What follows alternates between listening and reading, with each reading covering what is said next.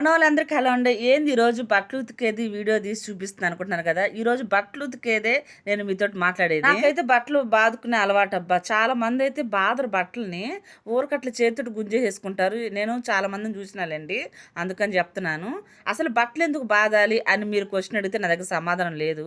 ఎందుకంటే మా అమ్మ అట్లనే ఉతికేది కాబట్టి నేను కూడా అదే నేర్చుకున్నాను అనమాట. ఒకవేళ మర్చిపోయినా సరే బట్టలు బాదకుండా నానేస్తే మళ్ళీ తీసుకొచ్చి బాధేస్తానమాట.